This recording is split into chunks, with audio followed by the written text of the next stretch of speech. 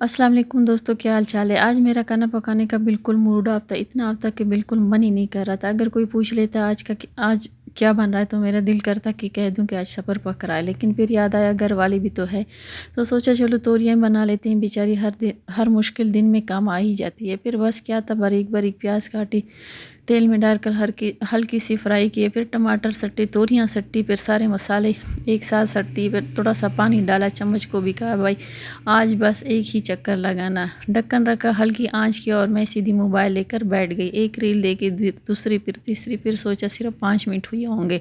جب کچن میں جا کر گھڑی دیکھی تو 5 منٹ نہیں، سالن تیار ہو چکا تھا۔ میں نے سالن کو دیکھا، سالن نے مجھے دیکھا، جیسے کہہ رہا ہو باجی آپ تو صرف موبائل ہی دیکھتی ہے، کام تو میں خود کر لیتا ہوں۔ الحمدللہ سالن بھی مزے کا بنا اور میری سستی بھی برقرار رہی۔ اب آپ لوگ سچ سچ بتائیں، جب آپ کا بھی کھانا بنانے کا بالکل دل نہیں کرتا تو کون سا سستا اسپیشل سالن بناتے ہیں؟ کمنٹس میں ضرور بتائیں تاکہ اگلی بار ہم بھی وہی بنائیں۔ ویڈیو پسند آئے تو لائک، شیئر اور فالو کرنا